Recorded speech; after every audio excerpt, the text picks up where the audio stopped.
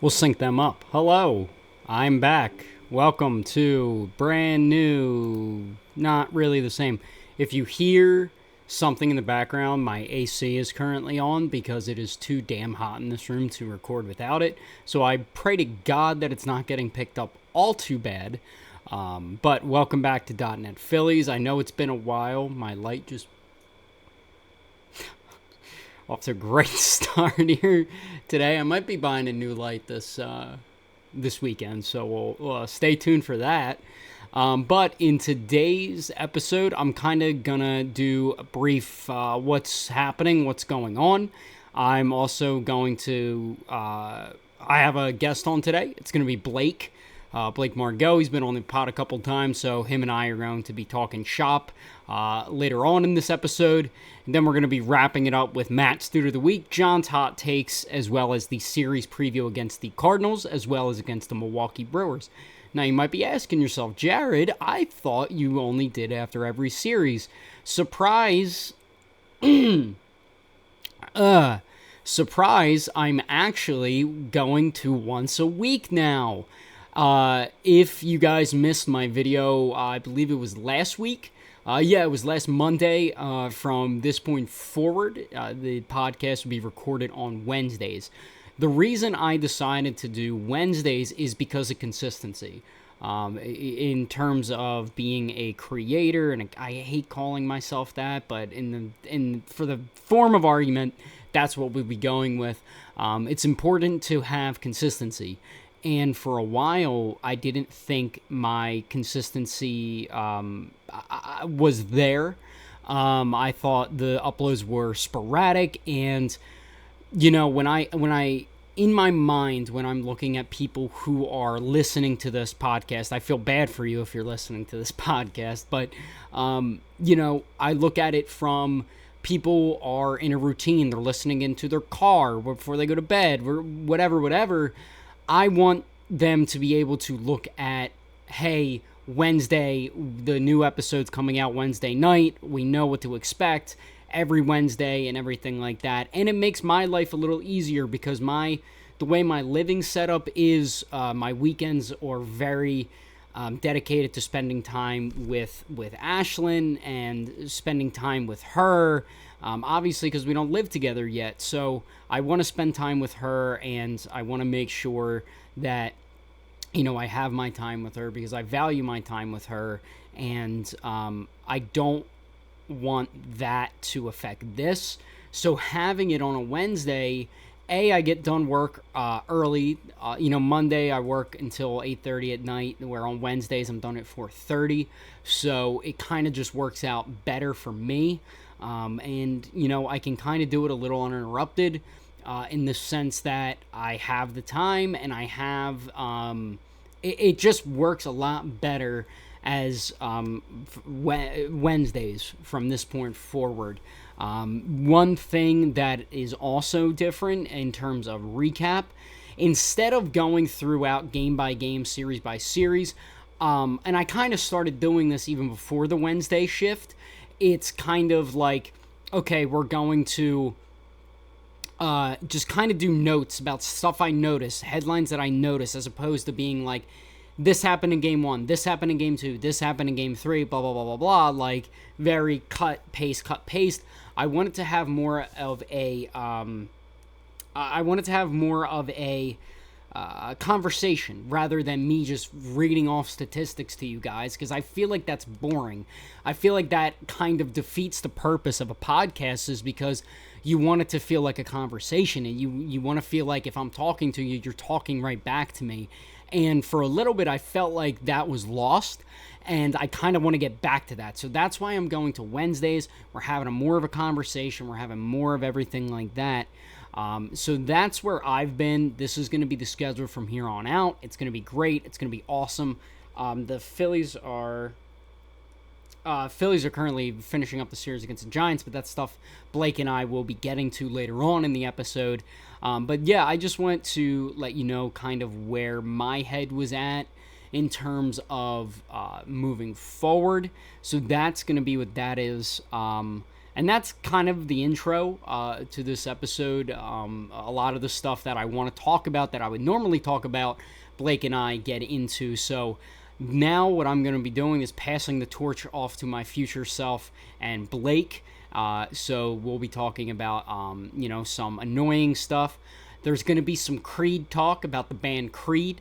But it's just going to be the usual riff and raff back and forth that Blake and I usually have. It was great talking with him, and I look forward to, a lot more guests. Maybe not. I look forward to having some more people on. I know this season has kind of been just me, mostly because it's been a big transition period. So I plan on having a lot more of guests on so we can talk shop, kind of have an episode. All right, anyway, before I was rudely interrupted by my audio cutting out, what was I saying? A lot more guests we can kind of riff and raff, kind of like Blake and I did in this episode. So right now I'm going to be transitioning into the interview with Blake. Him and I just shoot it. So take it away, future me. Recording in progress. You know what that means. The boys are back in town. As you can see. You're right, yeah. We are here. Blake, Margot, everybody. It's Blake, Margot. How's it going? How Blake, are we Margot, today? everybody. We're back. Blake, buddy. First question I ask all my guests. How the hell are you? Fantastic. Fantastic. What do you mean? Philly's got the best record in baseball. Philly's the best team in baseball. Don't worry about us losing 3 straight. That's fine. So, dude, it is storming out right now. I know. Holy. There's so much lightning. Dude, I'm scared. But Blake. Yes. Phil's. I mean, like, what's you say no? That Phil's. So, I mean, all right. Where to start? Do you have anything you'd like to start with, buddy? Hit me. I need to get something off my chest. Is what I need to do, and I've been waiting. Like every time we talk about the podcast, of course, and I've been waiting. Yes. To say this. Here we go. This whole wins against team above 500 stat is bullshit. Losers. Bullshit. Losers. I hate it. Sorry for cursing, but I hate it. It's fine. Because it's such a skewed metric to go by. It's such a tired take. They're like every single article I see, it's like the Phillies are great, their pitching's great, the offense is great, but they don't beat teams above 500. Good teams. You want to know why? I'm about to get animated. You want to know why, Blake? Because we make them under 500, baby. Yeah, but we make them under 500. It's such a bad stat because you have a situation where your team, if you play a team that's 28 and 26, let's just say, and you beat them twice, now you have a 2-0 record against teams above 500. If you beat them that third time, now you have a 0-0 record. In what other stat, in any other sport, does that happen? No, you should be 2-0 against teams above 500 because they were above 500 when you beat them. And then that third one doesn't count above 500 because they were at 500. So one thing that I've seen is instead of, and it's more so Phillies Twitter doing it, is records against common opponents. And Phillies are still the best team in the NL East. Kind of. The Braves are doing brave things. Listen, I need to say this as a baseball fan. It sucks with Ronald Acuna Jr. tearing his ACL. That sucks. Like, I love Ronald Acuna Jr. I hate that I hate that he's an Atlanta Brave because, dude, if he was on like the Guardians or like the Royals, he'd be one of my favorite players. I simply cannot root for the guy, but I never, ever, ever, ever, ever want to see a rival like get injured like that, especially another ACL injury on his I was going to say, is that his second one? Yeah, it's on the other knee. Oh, God, dude. It's terrible. And, like, the thing is with the Phillies-Brave rivalry, yes, it's this great rivalry and everything like that, and we have go back and forth and everything, but Well, Now yeah, it's a but great rivalry. It never was. yeah, but now, it sucks because when you're in the position like the Phillies are, when the Phillies are right now the better team, and what the Phillies have done in the postseason the past couple of years to the Braves, you want to beat them while they're at their full strength and we're at our full strength. And Well, but they now, weren't at their full strength from the start of the season because of Strider. I mhm, mean, so now, yeah, but they're down now. Their two biggest names. yeah, It To me, for them, that kind of throws a huge wrench, especially a huge wrench in the season, especially with the our favorite time of the year, the trade deadline coming up I have in some 2 months. But I have some thoughts about that, as believe it or not.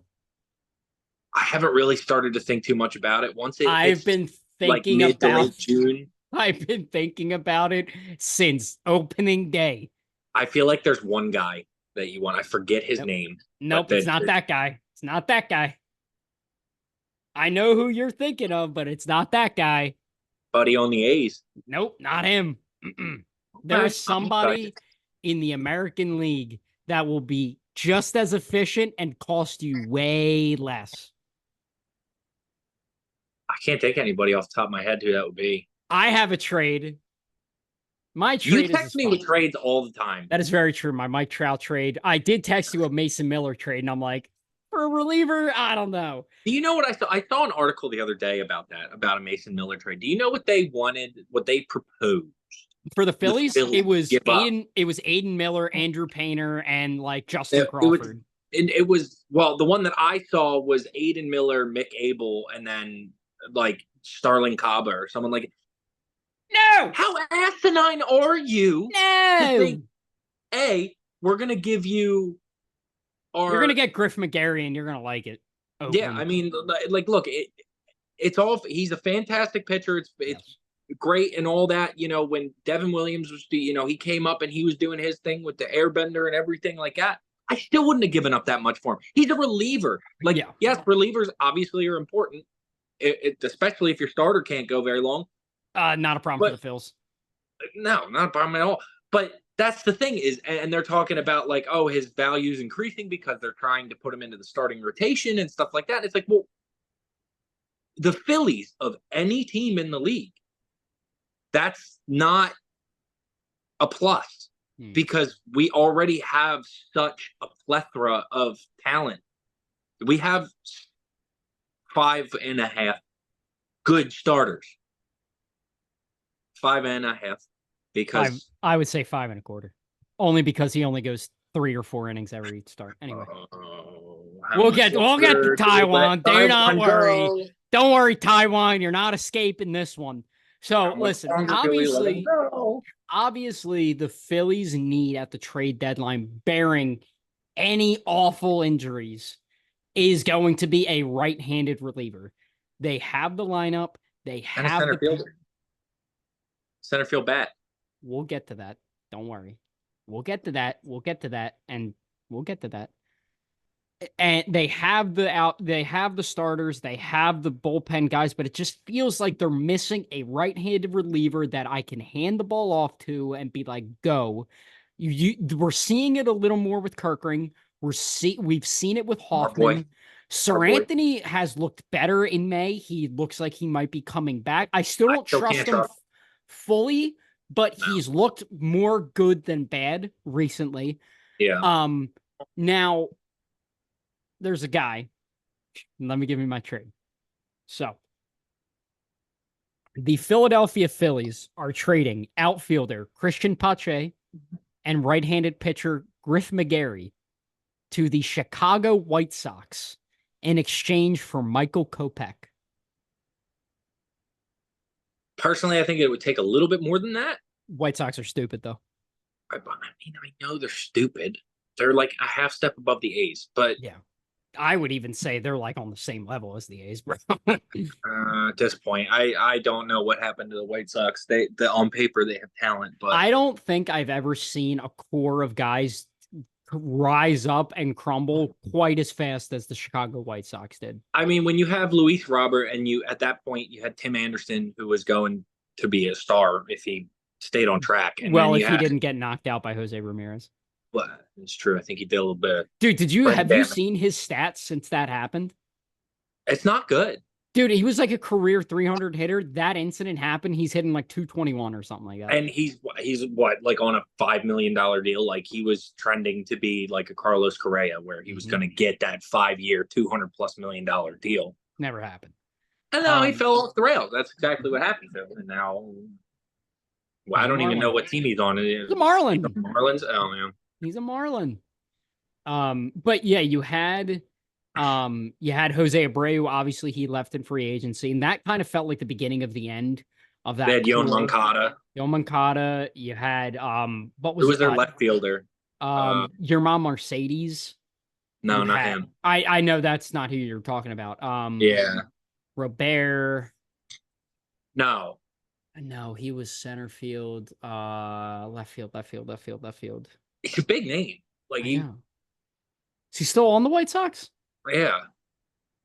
Dude, let me look up the White Sox depth chart real quick. Hold on. On a Phillies podcast. White Sox. Oh, Andrew Benintendi. No. Really? Drafted by them? No, it wasn't Benintendi. It was another. It was not Chicken Tendy. Andrew Benintendi is on that team. Andrew Benintendi is good. Outfield. Eloy Jimenez. Eloy, yeah. Eloy. Yeah, he was their left fielder. Andrew Benintendi was their right fielder. This is .net White Sox. But my point is, like, the rise and fall of the White Sox. And look, you trade for a position of need in the outfield. Eloy could just never stay healthy. Same thing with Luis Robert. You get Christian Pache in there who can take at-bats right now. And at worst, Christian Pache is somebody you can flip, during the winter or anything like that. I think if you took, because that's the thing is, like, Pache is not, he's not lighting up any sort of stat sheet, but I think somebody right now. He's played well this year. He's played okay, I think. I mean, in limited time, I think he has played extremely well, better than a certain right fielder. But to me, it's the Garrett Stubbs argument of easy. No. I have a Garrett Stubbs story, by the way. Recent development in that front. So. Oh, I can't wait to hear that. But it's the Garrett Stubbs anomaly. It's vibes. Is you can't play Garrett Stubbs every day because he's the energy guy who comes in there for a game or two and can't hit worth a lick, but had 3 hits today. Still, huh? Had 3 hits today. Yeah, well, so did Castellanos. We'll get to Nick Castellanos in a minute. We're getting everybody. This is coming. This is the pod. I already have the title of the episode. It's My Baseball Team is Pissing Me Off Again. But we are coming for everybody. We're coming for everybody. After we just won today. Yeah, my baseball team is pissing me off. So let's say. So it's, and every interview that you have with these Phillies players is they love Stubbs, they love Pache, like they are a close-knit group. It's the vibes. It is. And that's such the tough thing of, you want to improve as a team because this team is a World Series. But who do you take away? Exactly.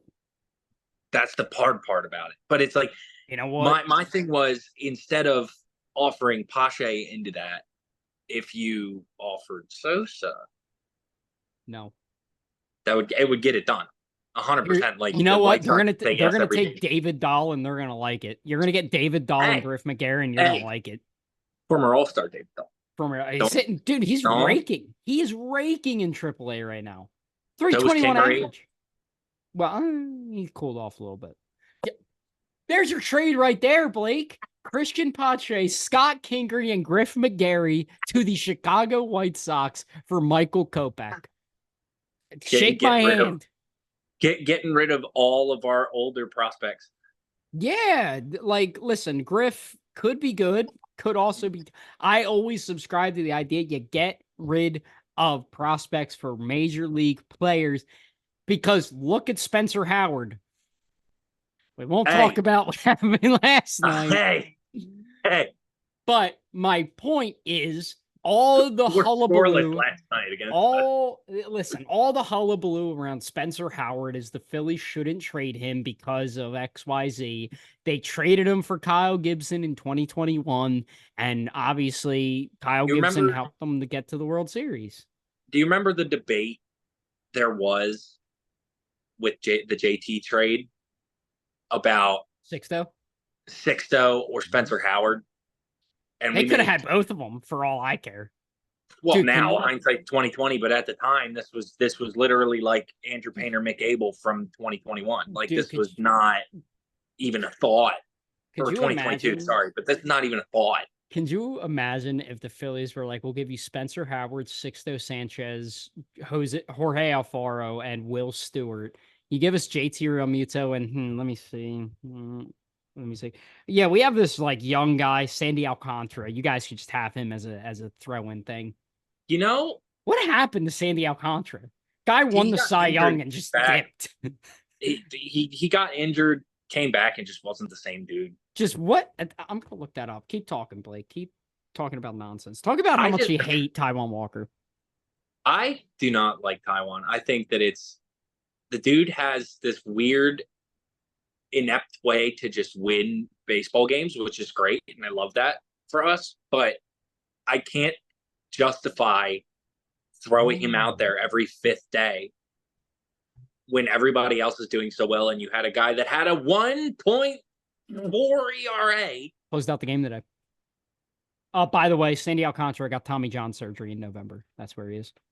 I knew he got it. Yeah, sub 2 ERA, and they're like, we're a little dice with Taiwan. Well, Spencer, I know you've done your Jolly G best, but we are paying Taiwan a lot of money, so we're gonna go with him. You know what? instead. How about we just forget that we're paying Taiwan $20 million a year to have a 5.5 ERA and just say, well, what if we justify that by going like, what if we paid Turnbull that money instead? But because like the salary justifications right now are complete opposite by the way that they're playing. Yeah, Taiwan should be making 3 million, and Turnbull should be making 20. Well, the thing is, it's like, look, I understand, like, I get it from a business perspective, but I feel like this Phillies team is in a position where they can say, F that. This, excuse me, this guy's performing, you're not. And listen, I was willing to give Taiwan a few starts. I am. Well, he looked, had a few starts, and it's not okay. Yeah, he has not been good. No. Give me one sec. I just think he's going to end up being a cash cut this offseason. Oh, kind of like how it was with Jurice Familia and Odubel in 2022. Yeah, it's just going to be like, we'll eat it, or we'll trade you for player to be named later, and like that just is what it is. We'll trade you to a team that isn't doing well, but wants a name. You just made the deal even sweeter, Blake. I mean, Taiwan Walker, Scott Kingery, Christian Pache, and Griff McGarry to the Chicago White Sox for Michael Kopech. I will drive Taiwan through Chi-Town myself. Okay, that's very fair. If you will, I will drive him in a convertible. I just can't. I can't do it with Taiwan. Like, look, his first two starts, he was pretty good. Like, he went 6 solid innings. The 7th, obviously, he shouldn't have gone out for the 7th, but he was efficient. He was getting soft contact. Gave up runs, but he got run support. Yeah, ever since then. You know who he is? Jake Arrieta? No, he's the anti-Cole Hamels. Yeah. He's the anti-Cole Hamels. He is the complete antithesis of Cole Hamels his entire Phillies career. It's so bad. He'll give up 6 runs, but will score 12 on his start. It's just so bad. It's just so bad. Like, how Taiwan had the most wins in the league last year. He had 20. He was the only pitcher to have 20 wins. He didn't win 20 games last year. Yeah, he did. There's no. He won 20 games last year. There is no. He won 15. He won 15 games last year. It felt like 20. All right. Still, just like, how do you pay him? He was an all-star. He was on pace for 20 wins. He was on pace for 20 wins. Dude, he's just been so bad. Like, and then it's just all right. All right. Now it's time to come for people. Are you ready? Oh, I'm always ready. You know me. I'm gonna go around the diamond. Are you ready? Okay. JT Realmuto. I have nothing bad to say about him. Ever since Trey went down, he has stepped up and been that number two hitter we needed. Yeah, And I have and I nothing bad. truthfully, I think this is going to end up being the best year of his career. One of, yeah, He definitely. made I the mean, adjustment in the offseason. God, it's going to be hard for him to beat his first year as a Philly because he had like career high numbers in almost every statistical category. Jesus, what but did he do his first year? it's going to be pretty close. Oh my Um, God, dude. He had an 820 OPS in 2019. mhm. My God. Even a down year last year, he still had a 762 OPS. Yeah, and I mean, it's if you look around the league, like to start this year, he wasn't great, and everyone's like, "Oh, he's lost a step. He's had a lot of pass balls," which is concerning. That'd Dude, he's probably been in be the the league only for 11 years. bad thing I can say about him is his defense looks like it's taken a little bit of a slip. But dude, he has a career 800 OPS as a Philly, as a catcher. Yeah, So nothing bad to say about JT Realmuto. except his pass balls. Yeah, That's the but only thing. again, like that can be fixed. Like he knows what to do defensively. Like that is not Yeah. something that like he's slumping on or anything like that. Like he can still pick it. Oh, 100%. I think it's the stance that he's gone in that's been talked about so much. That one knee stance that Here, I'll do it right now. Hold on. Here we hate. go. If you can get down that low, Hold on. go ahead with it. It's kind of like he's like it's kind of like that. Yeah, but I then can't try hear you. to move So to just your left. give me a thumbs up if it's good. Oh yeah, He's like, fantastic. and then he kind of like picks it like that. Oh yeah. Oh, he took his headphones off. He can't hear me. I can say anything I want to him What? right now. That's gonna be great when you listen to it later. Yeah, can you forget who is editing this? Weenie. All right, I'm about to say something that is going to be very controversial and it's going to make a lot of people upset, but I don't care. I know what you're gonna say. What am I going to say? You're gonna say bad things about Bryce Harper. Yeah, I am. It I refuse. Rice I has can't been say so inconsistent this year. It's so frustrating. Like, dude, he is striking out way too much. nope.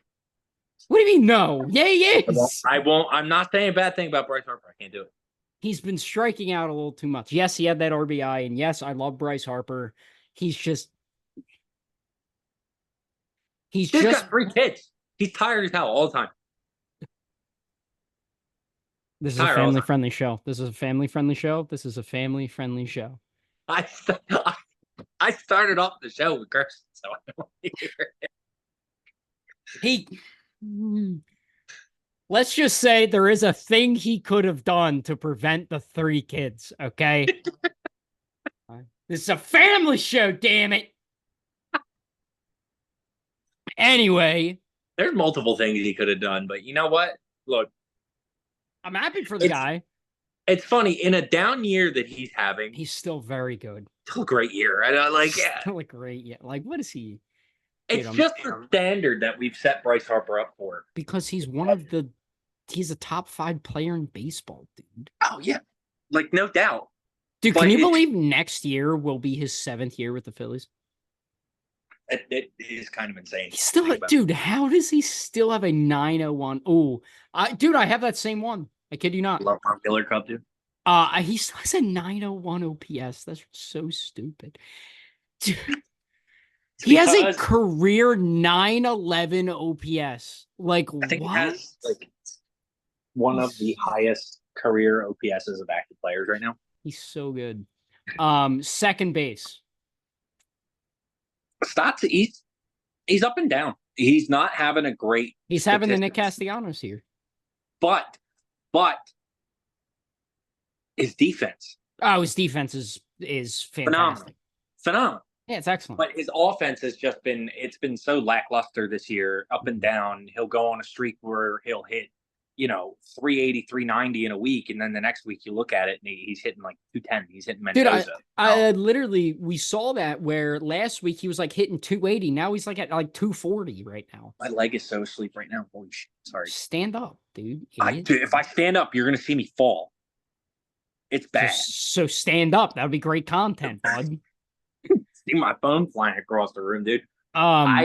Yeah, he's just been so inconsistent, and it's so frustrating because we've seen his first 2 years in the big leagues. Like, he is a very good major league hitter.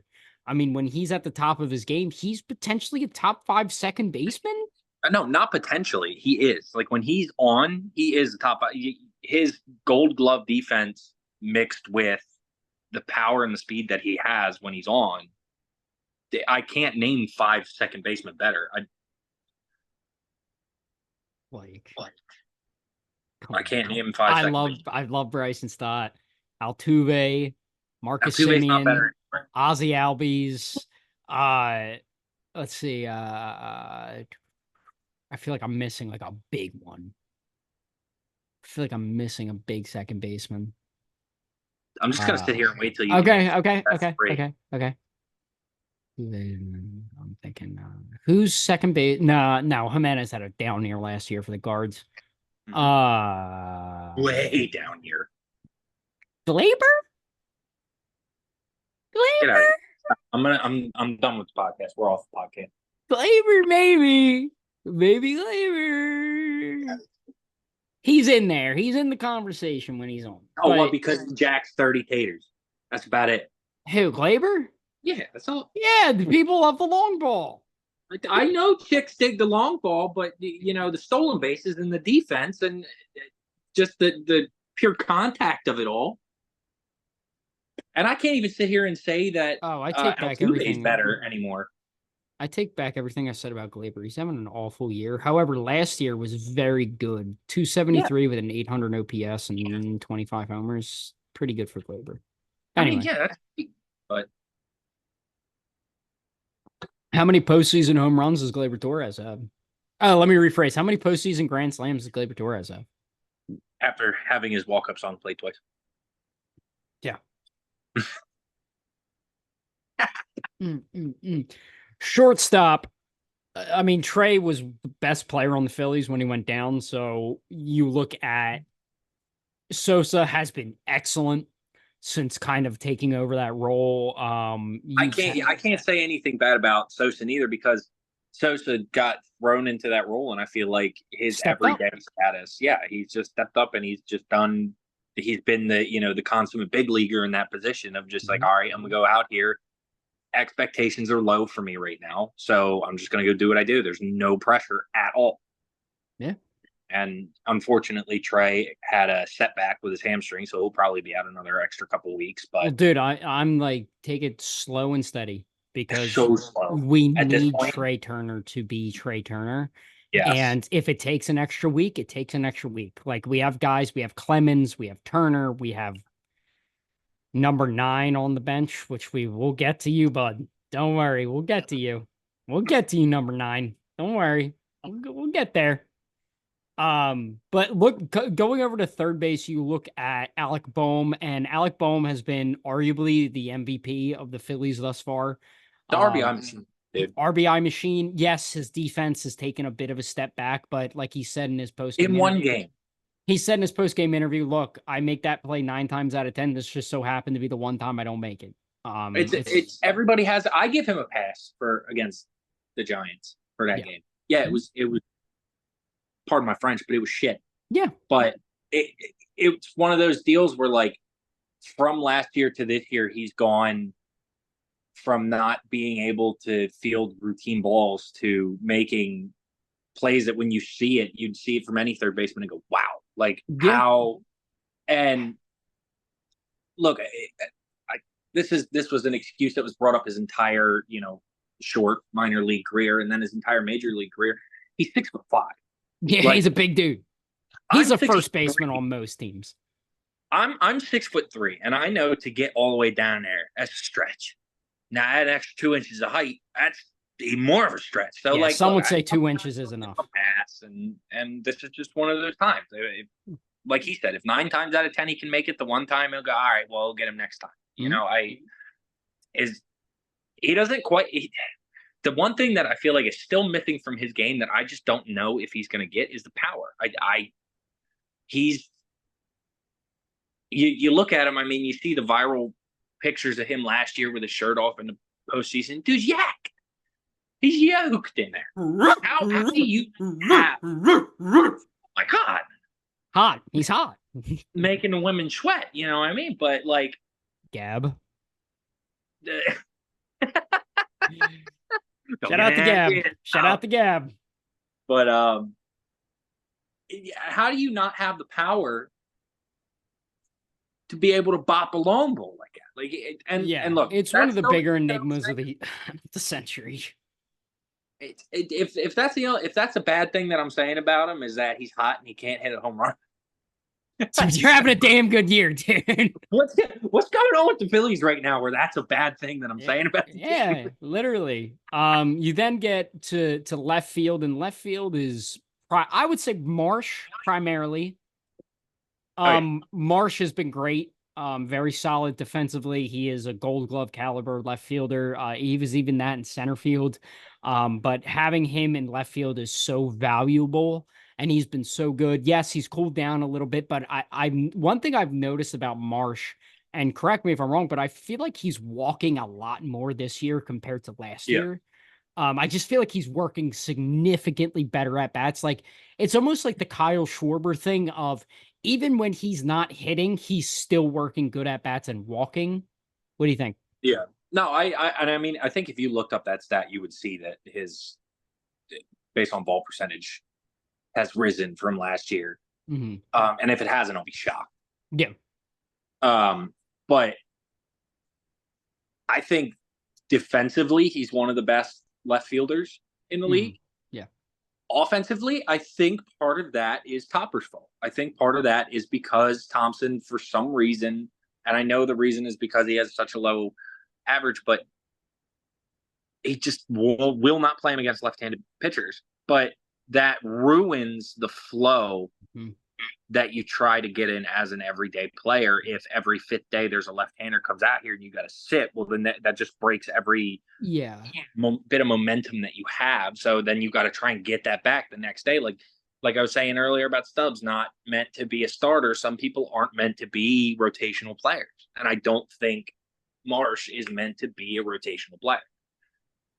Yeah, I mean, I look at it as, is it me, or is are the Phillies playing a lot of left-handed pitchers like recently? I feel like it seems that I don't think they're playing any more than like league average, but I feel like it seems that way because of how much Thompson changes the lineup when left-hand pitchers come around. Yeah, because he'll pull three players out of the lineup just because, like, he'll pull Stott out of the lineup and he'll pull Marsh out of the lineup and he'll pull Rojas and put Pache, and and it's just like I feel like that could end up biting us at some point. We'll see. I mean, only time will tell. It hasn't so far, which I'm so happy about, but I just feel like the tinkering of that at some point you gotta like lock them in. Just like this is what it is. This is where we're going. That's it.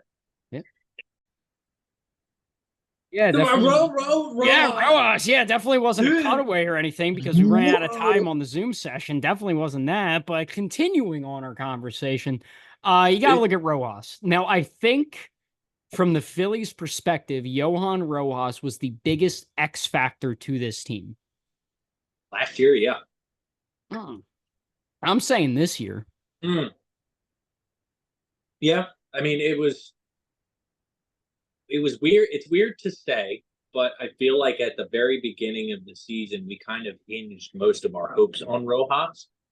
Because, like, if he can hit 300, this team could be a 100-win team. But if not, this team's going to suck. And I always thought that was, like, dumb. Yeah, it was asinine. It was dumb. But, I don't know. I kind of right now just take him for what he is. He just is what he is. He is just he. One thing I can say about him is in the batter's box, he has worked very good at bats. He's not, it doesn't feel like he's chasing nearly as much as he used to. Yeah. And it just feels like, yes, he's not getting barrels. He's getting like little bloop hits, but I feel like the player he just is. Yeah. He's kind of like the less talented Billy Hamilton, where he's fast and he's really, really good at defense. Doesn't have as good arm as Billy did, but Yeah. really, really good defense. And like he'll hit sometimes, but that just is him. Like I don't have like last year we had aspirations of him turning into a superstar, and I just don't have that anymore. I'm just like, okay, he's a guy. Like to me, he's a really good trade piece right now. Like he is somebody that you get a mid high level prospect. So here's my thing with Johan. Johan, I think we forget he's only 22 years old. And he was kind of thrown into this position. Oh, I didn't know. He did not play in AAA. People forget that went from AA to the big leagues. And I honestly think the improvements that I've seen, step one is getting to the major leagues and trying to figure that out. He did that. Step two is adjusting to major league pitching as they adjust to you. And I feel like he's in the tail end of that process Yeah, because I he's agree. working very good at bats. He's not chasing the off speed stuff. He's just looks like a competent major league hitter. Now, step three is taking that adjustments and trying to barrel the ball a little bit more. Yeah. Johan Rojas is not going to be a guy that's going to hit 20, 25 home runs a year. He maybe gets you 10, maybe on a good year. Yeah, if you're lucky. And I think at his highest, he could be like a 280 guy with like maybe like a 750 OPS. So use a big word here. Well, not a big word, abstract word here. He is coming out of the low point of a parameter right now. So, like as you said, you come into the league, pitchers don't know you, so you're starting on a high point of a parameter. Yes. And then you start going downhill as the pitchers start figuring you out, and then you start figuring the pitchers out. So then you start coming back. Like everything returns to the mean. So like Yep, exactly. 300, 310 is his ceiling. 170 is his low point. So it's going to be somewhere in between there. He's going to be the 240, 250 guy that gets you 30 plus stolen bases every year, preferably 40 stolen bases every year, and gets you 50 RBIs and 75 runs. Like he's a competent major leaguer, but I don't think he's somebody that you're going to build around with anything. I don't think, he's not and I know this franchise. And I know like some people hold him into that regard. I myself haven't. He is just a guy. He is a piece to the puzzle of this Phillies team. I think he's a very important piece to this team. But I don't think I know some people view him as like this young kid who is like, and the Phillies are not a team that is bad and they have this superstar center fielder. Like the Phillies, Yohan Rojas is legitimately the ninth best player on the field when the Phillies take the field. And that's what he has to be. That's just what he is. But that's what I'm saying is that's what he has to be. If he's anything better than the ninth best player on the field as you're fielding a ball club, then you have things to address. If I think he he is the can ninth be. best, cool. Right now, Yes, in yes. the future, who knows? But right Can now, he be better? Yeah. Yeah. Like I think the ceiling is so high for him, and I think like people need to understand that he's still developing not only as a ball player but also as a man. Like I know that sounds weird, but you're 22 years old. I mean, you're going to get stronger, you're going to get faster, you're going to develop into going from like a kid to a man. And I say that sitting here as a 25-year-old, but my point is like in terms of being a ball player, he is nowhere near his peak. Yeah. And he still is a very good Major League Baseball player at 22 years old. Well, yeah. And I mean, that's the reason why, like, I know we were like, oh, we're gonna rag on people and whatever. I kind of feel like this ball club's too good to do that. Well, You know well, what that's I the mean? thing. That's the problem I run into is because ever since I started this, there's been things for me to just be angry about. Right We're a bit. now, I'm in a very fortunate position as a Phillies fan and as a baseball fan to where there's not a lot for me to complain about, and the stuff I am complaining about has been rode into the dirt. If Taiwan, I was gonna Johan say, Rojas. We have not gotten to number 8 yet. We haven't gotten to him yet. there will be some things, but There'll be some things. I feel like if the biggest thing that you're the most pissed off about is Taiwan Walker as the number 5 starter having a 5 ERA, which is exactly what a number 5 starter in today's Major League Baseball is supposed to do. Well, a good number 5 is like a 4 or 5, but we'll digress. Well, nobody ever said Taiwan Walker was a good number 5. Well, he's getting paid like one. So. He's getting paid like a number 3 or number 2. Well, that was the design was for him to be the number 3. That's Isn't that the but then, craziest thing?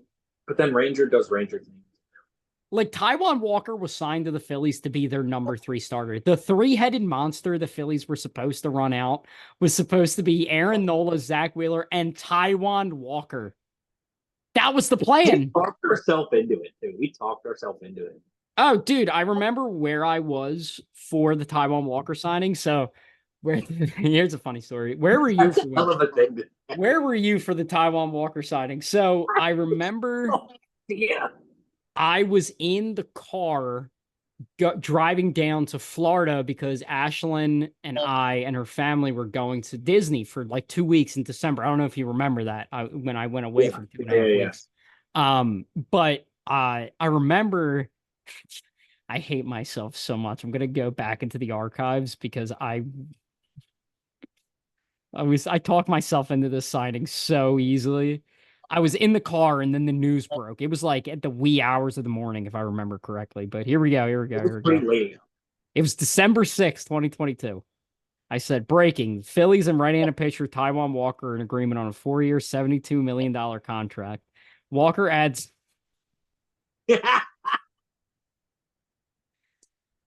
It's kind of like it's like that scene in Interstellar with McConaughey where it's like, no, no, no, don't let me go, Murph. Don't let me go. Walker adds much needed depth to this rotation, which he did. He did. At that time, it was just Nola and Wheeler. All right. Oh, fix the light. I got to get a new light. I talked about it. All right. This is why. I'm not done. I'm not done. Your house just does not like it. So yeah, I have to buy a new light because this one's like on the fritz, and I need to get like a brighter one. But regardless, Walker adds much needed depth to the rotation, and he is quite familiar with the NL East. Welcome to Philadelphia, Taiwan. God, the only signing that I remember, like vividly, was the Bryce Harper signing. I remember all the signings pretty vividly. Well, but like because of the reaction, I was at work. Oh, I've told the story about my Bryce Harper signing. I was doing work for a tree service company, and we were doing a rip out job. And my coworker was a huge Phillies fan, gigantic Phillies fan. We were talking about it all day, like we were listening to sports radio, like as we're going and everything like that. And I just remember my phone in my pocket started blowing up. And I didn't even take my phone out of my pocket. I just looked at him, and he looked at me, and he was like, "It was like the scene in Always Sunny with Mac and Charlie when they're like." And dude, we paused work so fast. I pulled my phone out and saw it. And we started running around the customer's yard screaming that we got Bryce Harper. I don't think we did much work for the rest of the day, but that was the only one that I had like a visceral reaction to, either positively or negatively. Yeah, with that signing, because we didn't have it. I've told this story a dozen times, and I'm going to tell it a dozen more times on this, but where I was for the Bryce Harper signing, I remember vividly a couple, but and I'll go through them because why not? We can talk whatever we want. This is your show. Exactly. It's my show. I can do what I want. Bryce Harper was signed. So I was at Bucks Community College at the time. And what happened was the last class of the day that I had for that semester was he was an older professor, so he made us shut off our phones and not touch our phones until we were done class. So we go throughout the whole class, not a thought in the world. And ironically enough, the kid that sat next to me was a huge Nationals fan. Like, Mm, I know they don't exist, but he was a huge Nationals fan. And like we were one of talking, six. Got it. we were talking and whatever. And what happened was I turn on my phone and, I walk to my car and all is silent in the world. And my buddy texts me, and he's not much of a baseball fan. He's like more of a football guy, but he texts me and goes, "Congrats on getting Bryce." And I'm like, you're just effing with me right now. Yeah. So I just ignored it and I was like, no, they didn't. No, they didn't. Before I could check it, my friend Matt, who's been friend of the program, Matt Hartman, text just goes, "We got him," in all caps. And I'm like driving, dude. I'm like driving and I'm like, oh my God. Oh my God. Damn near crashes the car. Dude, and I remember like spam calling Ryan. And I'm like, and he's like, "Dude, what's up? Like, is everything all right?" I'm like, "We got him! Bryce Harper's a Philly! Like, let's go!" Well, we had nobody then. Like, Hey, whoa, easy. We had Nick Williams, dude. Talk about Nick Williams right now. Our biggest superstar on the team at that point was still Jake Arrieta. Well, at that point, JT Realmuto was a Philly. Fresh Philly. Philly. I remember where I was for that trade. Do you? No. I remember where I was for the JT Realmuto trade. I was in my news class, the newspaper production class. And I remember Jeff Passan tweeted like there are rumblings that JT Realmuto is going to be moved. Like it was the Phillies, I think like the Yankees, and maybe there was one other team in there in that sweepstakes. I just remember when those rumblings came out, like it was almost immediate. Like when the rumors happened, it was like 5 minutes later the deal was done. JT Realmuto's a Phil. But we all thought like in that 5 second period of time, like there's no way that the Marlins are going to be dumb enough to trade JT to the Phillies. And they sure were. And they were. Boy, the Phillies won that trade. Boy, they won that trade. And it's funny to me that over the past 6 years, that's still not the dumbest thing that they've done. But the Marlins? No, I think single-handedly in the past 5. How long has JT been a Phil? 6 years. 2018. So no, 2019 was his first year. Or 2019. 19, so 20, 21, 22, 23, 24. This will be year 6. So yeah, over the past 6 years, yeah, no, their biggest mistake came last year. But was it was firing King Ang, yeah. Right? Yeah, that was the worst decision they ever made. And look what that got them. Mm-hmm. Good. Yeah, they deserve every bit of hate towards them. Dude, what a crazy idea. Kim Ang made the team full of slap hitters who hit a lot of doubles because that ballpark is not meant for home runs. And made Luis Arias as good as Tony Gwynn at hitting a baseball. I think the Luis Arias trade was the textbook definition of a win-win trade. When he got traded to them? To the Marlins, yes. Yeah. Because it was straight up, it was Pablo Lopez, right? Pablo Lopez for Luis Arias. Is it the Twins? Yeah, to the Twins. Yeah. Straight up. That was a win-win trade. But back to it. Hold on. What happened? Back to it. Anyway, we got very sidetracked, but my show, I can do whatever I want. Time to get to the big one. I'll say my positive first. Oh, this ought to be short then. Still hasn't made an error. Anyway, continue. Go on the bad things. Listen, all right. I have to say it because it's topical. Best fielder in baseball. Probably it'll be a Gold Glove finalist because the Gold Gloves are a freaking joke, but they're a joke. Why was Juan Soto a finalist last year? Anyway, so okay, I got to get really sad before I get funny because you simply cannot make this stuff up. Everybody know. Whoa. I'm sorry, Nick. I'm Yo, sorry. you better. He hit a home run today too. You better watch yourself, dude. So, everybody knows Scott Fransky. We love Scott Fransky, voice of the Phillies on the radio. He hasn't been in the booth for the past couple days. It was been Greg Murphy. We found out today, unfortunately, Scott Fransky's father passed away today. I'm not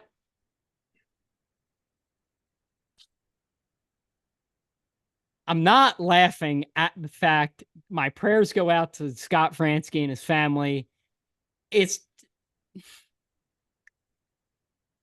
just like, come on. Like, of course he hits a home run today. It's not even funny. Stop, Nick. Stop. It just the joke is played out at this point, dude. He can't keep getting away with it. Oh my god. He can't keep getting away with it.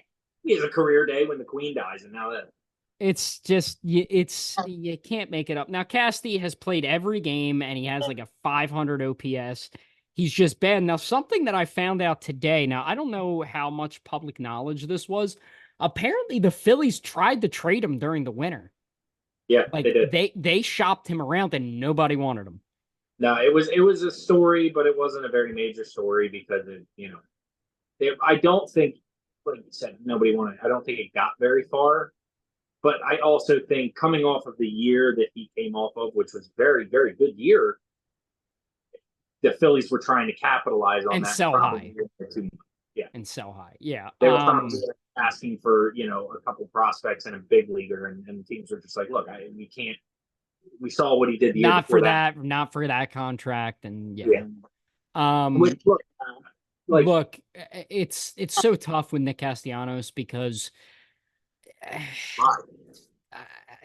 I don't know, man. Like it's see ball, hit ball, but he ain't seeing the ball and he ain't hitting the ball. No, he's seeing the ball, but he's seeing the ball here, but he's not seeing the ball when ball goes. And it's the same thing. He can't hit a slider, and he's just sitting fastball. Now. I will say he has been walking a lot more this year. His approach has been significantly different. So let me see. Still striking out a ton. All right. Oh, I think with Castellanos, you just kind of got to live with him. There's nothing you can really do. It's a 572 OPS. That's awful. It's just like but there's nothing you did. But what I will say, dude, he had 13 home runs in 2022. I have hope. Go ahead. There's a lot of hope. Who has not been at the games all year? Who hasn't? Liam. Who is going to be going on summer break?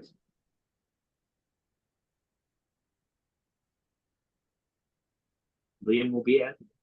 All right, listen, I'm not willing to write off Castellanos. He means a lot to this team beyond what he does on the field. Like, we saw what he did in 2022 with Alec Bohm. We saw what he did last year with Johan Rojas. Like, he's a great clubhouse guy. I like Nick Castellanos, the guy. I love him as a person. I think he's a genuine, real guy. Like, just no BS. Like, I'm going to tell you how I feel. This is what it is. Like, I like what he brings from a clubhouse perspective. Just not good. It's just not a good contract. It's just not good. I'm going to do something bold. Okay? I'm going to say something bold. Hit me. With the knowledge of what I just said before about Liam, I'm going to put my name on this one, and I'm going to do the same thing that I did for Trey Turner last year. Standing out? No. Do you remember last year when I was on the podcast? Yes. You talked about Trey Turner about how I do. Trust the back of the baseball card. 270, 280. It was the Drew Ellis game. I remember it was the Drew Ellis game. Yeah, and I'm gonna put my stamp on this one too. I'm gonna say, watch it. Come in the summer. Is Castellanos going to have anything close to 270, 280? Absolutely not. And if he does, I'll get him tattooed on my hand. Now But book it. it's on film right now. You heard it. If he's hitting 270, 280 by the end of the year, I'll get him tattooed on my head. But Drew Ellis is on the Angels, by the way. Anyway. that's, what I was looking up. But I'm going to put my stamp on this one and say that I think Castellanos is going to have a turnaround second half. You sure about that? Dude, it's like, sure about that? About it. Are you I don't think God is, man. Yeah, blink twice if you need help, dude. Yeah, dude. I'm fine. I'm fine, dude. Nothing is wrong here. If your lights just went out then again, I would have laughed so hard. I would have been like...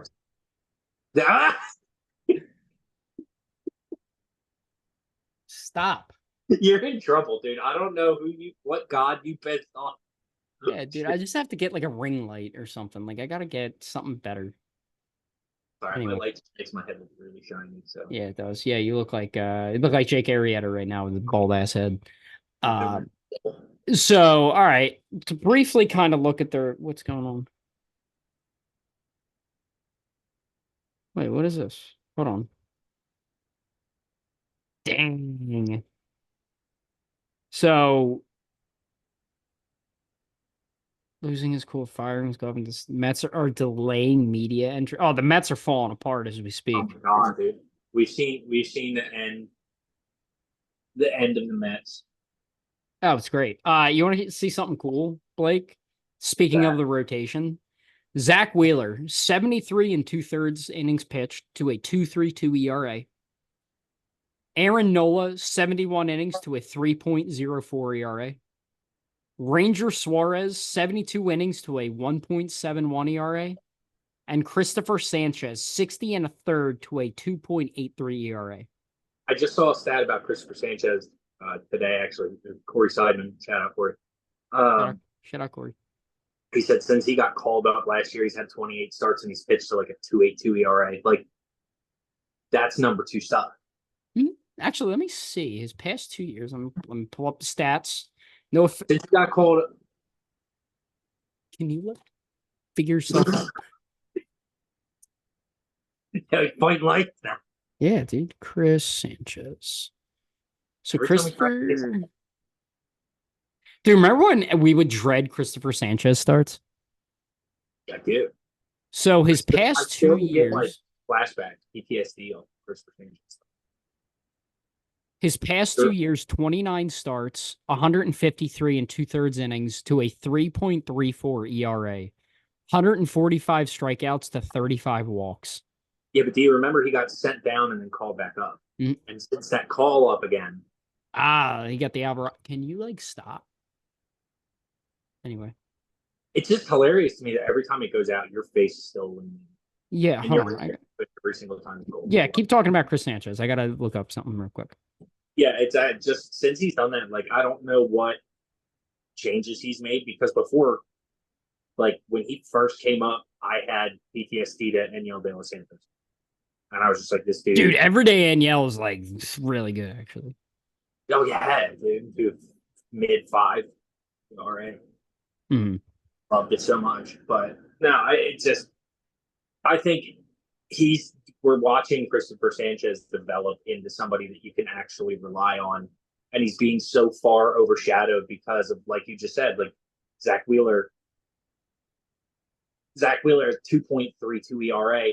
And what's insane is that every single other year in Major League Baseball, he would be front runner for Cy Young. But if the season ended today, he'd finish number 2. To who? Mr. Ranger. Mr. Power Ranger. Tell me what you gotta do. He's got a chance. He's got a chance to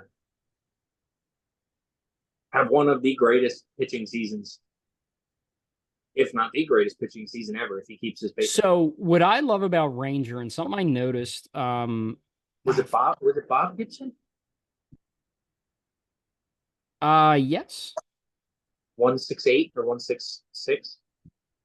Yeah. The one thing that I love about Ranger is look at his start in Colorado. Obviously, the first two innings were bad, but then after that, He he get kind down. of he shut him down. You want to know why?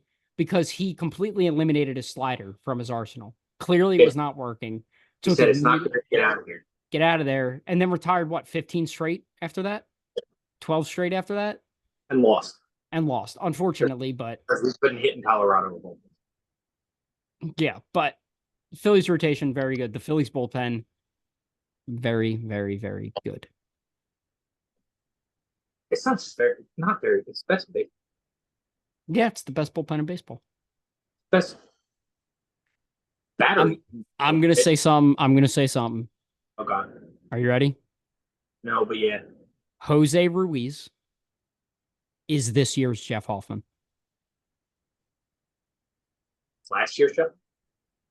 No, meaning like Jeff Hoffman was last year's Andrew Bellotti, and now you see what I mean? Like random guy who just shows up on the team that like just shoves. Oh yeah. Yeah. But he's being put in the perfect spot because he's a rookie. No, he's been around. Trey Turner hit a 3-run home run off of him last year. Yeah, but he hasn't been around much. Jose Ruiz since 2017. Yeah, but look at how many innings he's pitched every year. So started with the Padres in one game, then went to the White Sox for 6 years with the White Sox. 177 games, 177 and 2/3 to a 4.56 ERA. Then was traded to the not traded, probably DFA'd with that ERA, but DFA'd probably picked up by the Diamondbacks and pitched in 34 games to a 4.43 ERA. Actually, he's been around more than I thought he was. He's been good for the Phils. The difference is I was one of the only people in the Jeff Hoffman fan club before he came here. Like when he was with the Reds, like I was like, this dude, he's got stuff. He's got stuff like above, like plus stuff. Do you want to know what one of my favorite headlines is? The Twins have released Jeff Hoffman prior to last year. And he just comes in here and all that dude can do is shove. That's all he does. Yeah. He's pretty good. It's pretty good. But then you have the most underrated player in all of Major Leagues on the team as well that you haven't even mentioned, and he's your boy. He is my boy. That's Matt Strahm. That would be Matt Strahm. He's sub 1 ERA. Possibly the best reliever in baseball this year. Statistically, yeah. Yeah. Now, listen, what happened last night was not his fault. I mean, unless it was his fault. It was his fault. unless it was. But dude, you got to go to Angel Hernandez over there with you. Dude. Yeah, dude. Dude, his stupid Yeah. Stupid. Oh, we're running out of time. All right. Anyway, to kind of wrap up, Alvarado, trust in my life. Hoffman, trust in my life. Matt Strahm, trust in my life. Trust with my kid's life. Jose Ruiz, I'm getting there with you, buddy. I'm getting there. Greg Soto, been more good than bad. I still don't trust him, but he's been more good than bad. It's just mediocre. Mediocre. He's fine. Sir Anthony, like we said in the beginning, been more good than bad. Still can't trust him. Still can't trust him. I feel like we're Turnbull. We love you, sweet prince. Doing Turnbull things. Turnbull's doing Turnbull things. And dude, our boy. We haven't even talked about the guy we manifested to the major leagues last year, Blake. Orion, the best name in baseball, Kirkland. He had an episode named after him 2 months prior to getting the call. He did. We talked. That was one of the greatest moments I've ever had. On podcast. Dreaming about Orion Kirkring. That's the title of the episode. And here we are. That out of my ass, and you were just like, "That's the guy that I." No, dude. I like when you said there's a name. I'm like, I know who you're talking about. No, there's no way. God damn right, I know Orion Kirk. I might clip in that clip right now. I'm just like, I'd be like, there's a guy in minor leagues. I don't know if you know about him. Like, I bet I do. Kirkring, what I like about what they're doing with him is they're giving him higher leverage situations, which I love to see because they trust him. Higher leverage, but it's a weird thing. They're giving him higher leverage situations, but on the lower leverage side. So it's like, Yes. yes, this is high leverage. We need you to get 3 outs here because like this could put the game away. This could break these people. But if you don't, it's okay. Mm-hmm. And like that's what he needs right now until. How old is Orion Kirkring? Number one of the best names in baseball. 23 years old. He is 23. Yes. He has a career 1.47 ERA, by the way. We have Orion Kirkring for the next 15 years. He is signed through 2030. So yeah, he's going to be here a while. I like the biggest stat that I saw last year with him, which is why I was like, all right, this dude's just going to be amazing, is MLB average slider spin rate was 2,800. His average slider spin rate was 3,600. That his highest, I think, was like just under 4,000. Which is pretty good. That is prime Justin Verlander curveball stuff. Yeah, he's pretty good. Orion Kirkring, pretty good at baseball. He's on. And then, my Garrett Stubbs story. To wrap it up, this freaking dude. Just throw it across the room, dude. Just do the rest of it in darkness. Anyway, so Garrett Stubbs' birthday was on Saturday. I think it was on Saturday. Okay. And what I did, because I am a sick, it was on Sunday, excuse me, because I'm a sick individual. I messaged him. I was like, "Hey, happy birthday, man. Enjoy the day." You want to know what he did? Like the message. You like the message? Oh, he's such a sweetheart. Dude, future. My goal. I'm manifesting it. The fucking. Oh, I didn't want to curse. Damn it. Now you've done it twice. That's how serious I am about this. Just leave the light.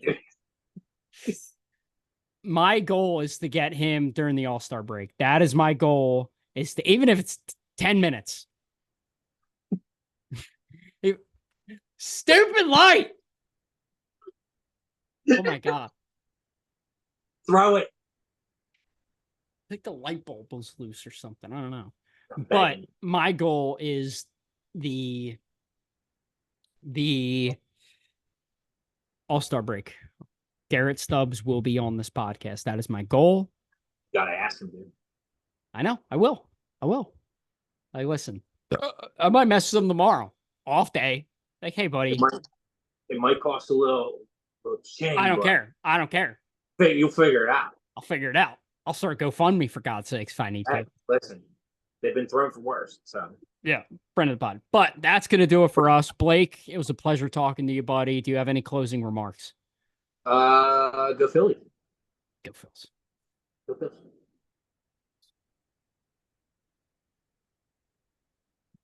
And there we go. And now back to me only right now. And we're back. I hope you enjoyed that very illustrious conversation that I had with Blake Margot.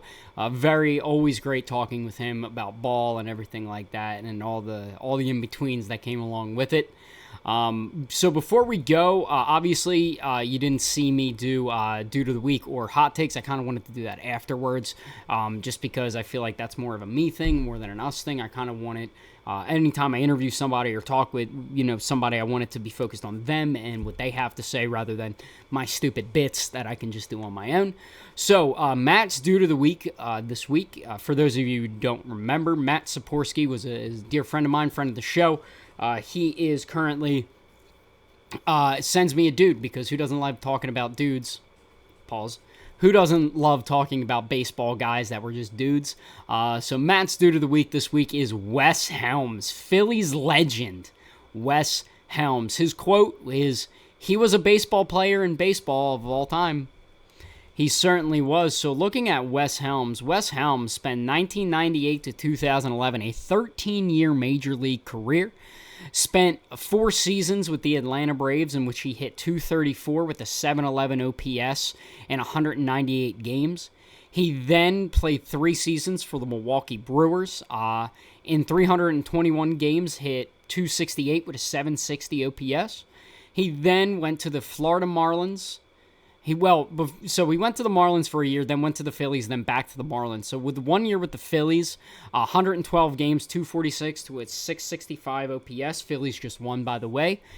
And for the Marlins, he played 5 years, 581 games with a 257 OPS and a 257 batting average and a 711 OPS.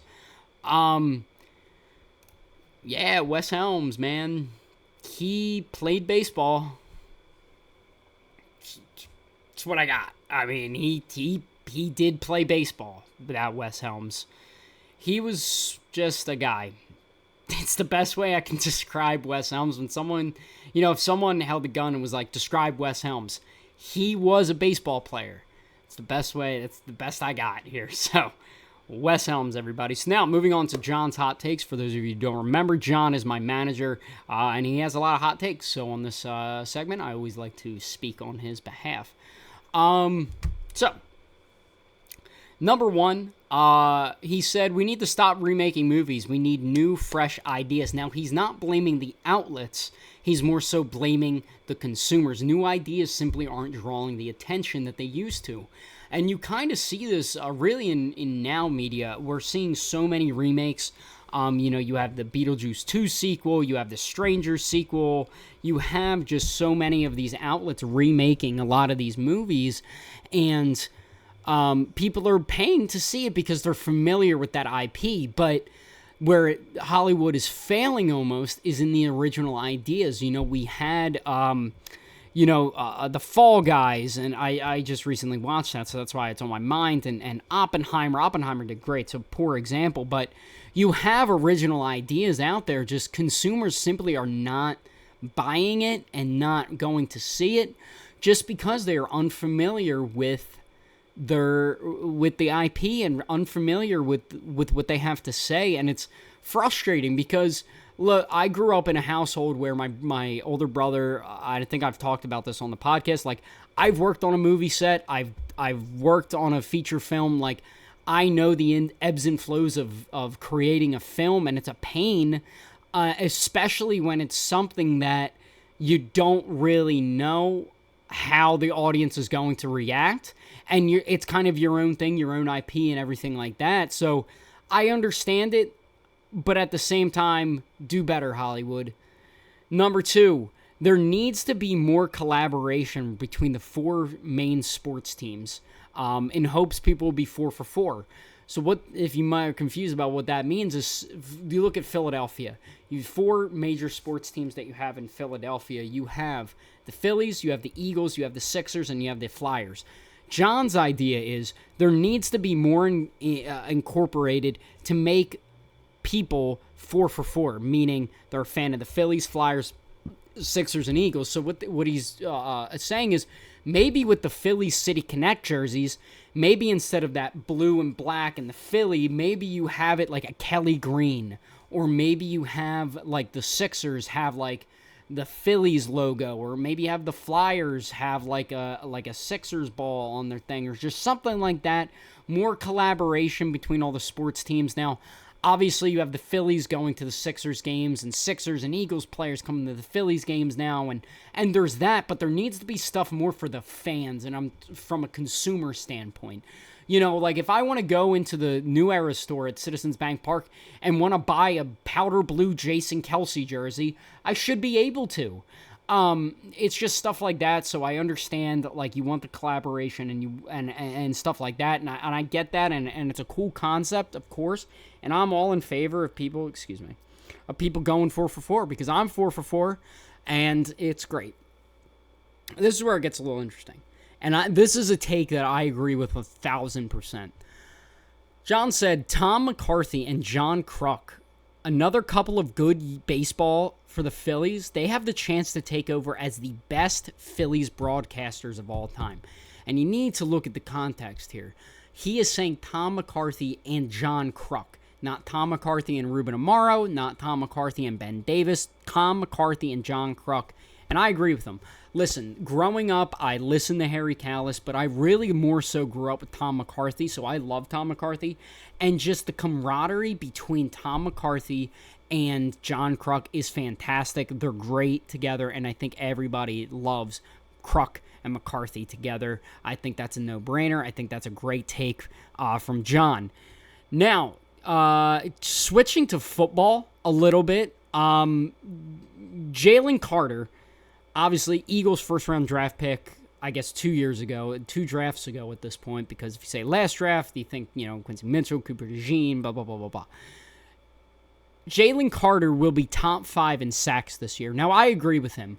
The Eagles, obviously, they hired Vic Fangio as their defensive coordinator, and Jalen Carter had a solid rookie year, but you had Sean Desai for half the year and Matt Patricia the other half calling plays defensively. So I don't think Jalen Carter was put in the best position to win. Now I think he's going to elevate his game. He already has his rookie year out of the way. He's in his sophomore year. He looks stronger in OTAs and everything like that. So I agree. I think Jalen Carter is going to have a huge year for the Eagles on an Eagles team that I think is going to go 13-4. I think they're going to have a fantastic bounce-back year, and Jalen Carter, I think, is going to be a big part of that. Moving back into the Phillies, the series preview against the Cardinals and the Brewers. Now, the Cardinals are hot. They've been playing really good baseball, but the Phillies are just going to take care of business at home with the Cardinals. Does not matter. At the end of the day, they're still old and not good. The Phillies just got to take care of business. Paul Goldschmidt's heating up a little bit, so being able to lock him down is going to be huge. You need to take advantage of that bad Cardinals pitching staff in the rotation. Their bullpen's still pretty mad, but we can go from there. Now, with the Brewers, very interesting. We won't see Rhys Hoskins, unfortunately. He is on the IL. I'm sure they're going to have a great tribute for him. But just take care of business. Both the Cardinals and the Brewers are some of the hotter teams in baseball, so it's time to nut up or shut up with all the haters saying the Phillies only play bad teams, they can only win against bad teams. It's time for them to take advantage of the opportunity here and really silence what the people have been saying about this Phillies team. It's time for them to prove what they can do. But yeah, that's going to do it for me today, guys. If you enjoyed the episode with Blake and I, feel free to like and subscribe and follow all the socials down below. And I will see you guys next Wednesday.